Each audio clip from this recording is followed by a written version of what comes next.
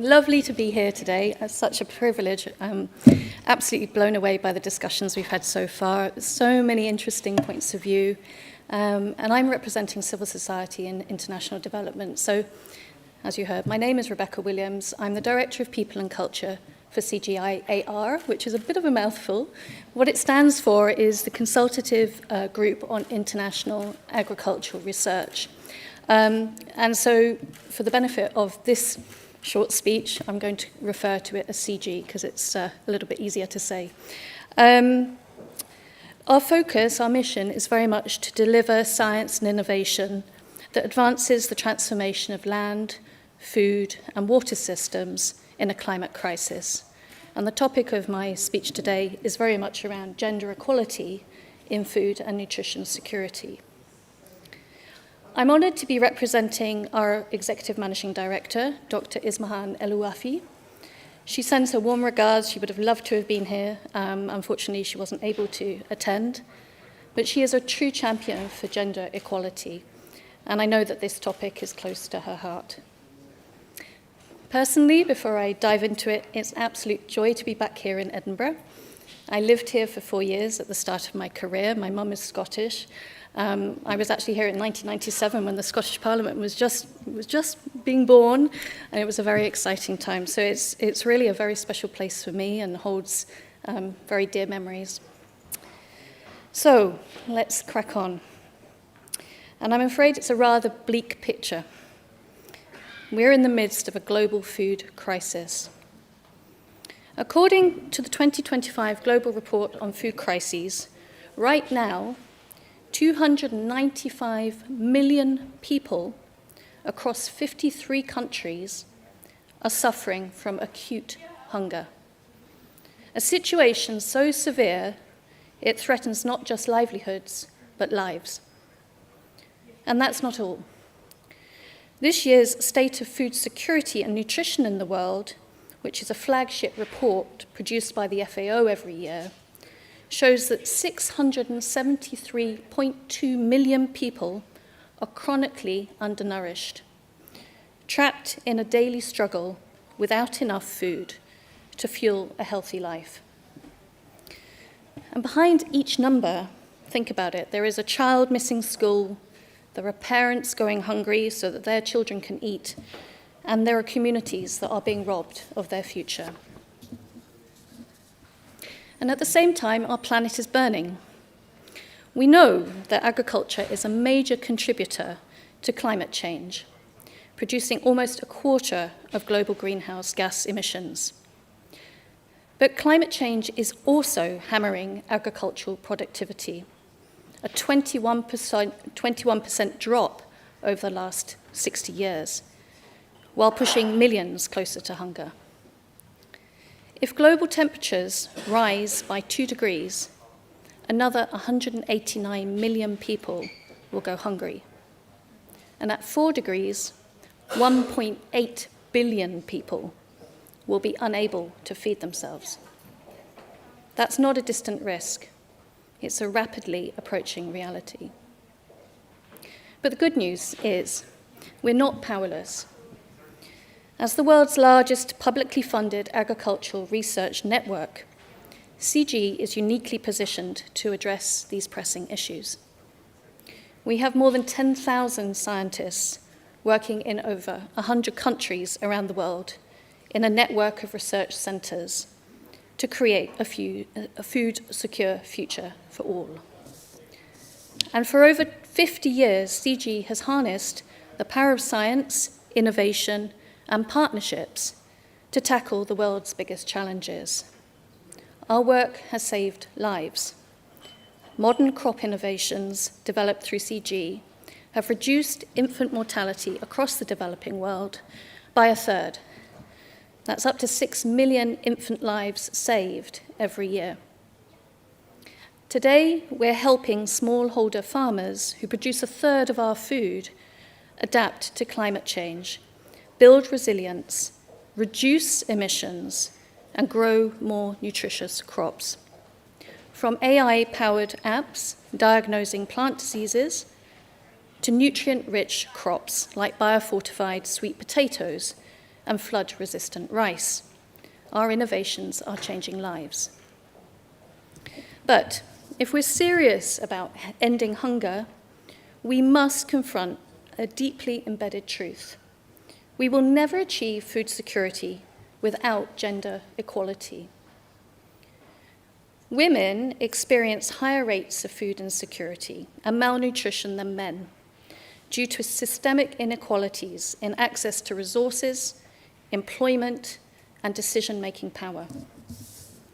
And although women produce a large proportion of the world's food, they often have less access to land, credit, and training, increasing their vulnerability to food crises.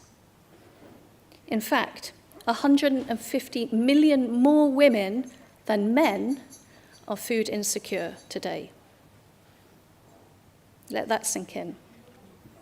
That means while women are feeding the world, they themselves are going hungry. According to the 2025 SDG report, in 80% of countries with data, fewer than half of women have secure rights to agricultural land. Now, this isn't just unfair, it's a structural barrier holding back the transformation of our global food systems. There's clear evidence that women are more likely to adopt climate-smart agricultural practices on the farm when given opportunity and decision-making power. And when women earn more, household health, child survival, and farm productivity all go up. So this is not just a moral imperative, it's smart economics. However, for many women around the world, it's very challenging. Inequalities in food systems make it hard for them to engage. Not only do women have less access to resources, services, information, and opportunities than their male counterparts, they are often deep-rooted social and cultural norms which prevent the benefits of climate-smart innovations from being shared. Our work addresses the reality that in food systems, women are more negatively impacted by climate risks than men because they're more dependent on agriculture and less able to adapt, putting more women and girls at risk of poverty and food insecurity. So simply put, if we don't address the root causes, we can't address the unique needs of women and create sustainability in our food systems. Women can be powerful agents of change when they're empowered with access to resources and to information. For example, a focused effort to improve women's education led to a 43% reduction in child malnutrition between 1970 and 1995. And working with our funding partners, CGE prioritizes interventions designed to enable equal access to innovations and capacity development, as well as financial, informational, and legal services for women to enable them to shape the future of food systems.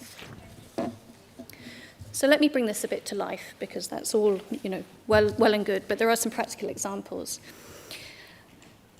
I have a powerful story from West Bengal in India. In the south and north 24 Parganas districts, 175 women livestock farmers from marginalized, scheduled, caste, and tribal communities are breaking barriers. Now, these women are from communities which are the lowest caste in Indian society and some of the most disadvantaged socioeconomic groups in India. With CG's support, they're participating in learning initiatives to build skills, challenge social norms, and adapt to climate change. The initiative is piloting approaches to develop solutions that integrate social and technological innovations to enhance climate resilience and promote gender equity in the agri-food systems. The innovations have been co-designed with the women farmers and have increased their knowledge, skills, and their confidence in managing their livestock. They're now able to vaccinate their animals themselves, And in time, this will help to alleviate their major challenge of low productivity and mortality of livestock due to disease. But beyond equipping them with technological know-how and technical skills, the project has also enhanced their social capabilities. The women now participate in meetings confidently. They use mobile phones to communicate, and they collaborate to market their produce collectively.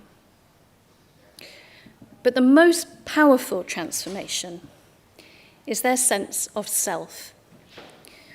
Women were encouraged to reflect on the initiative and to write down their insights and learning from this initiative.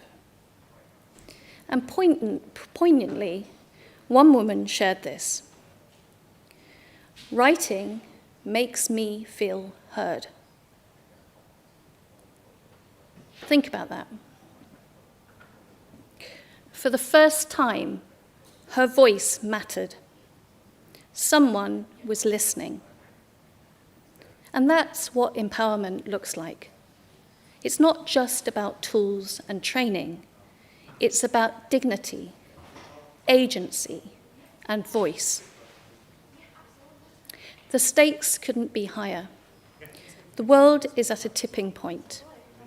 Food systems are failing under the pressure of climate change, inequality, and conflict. But science gives us a roadmap forward.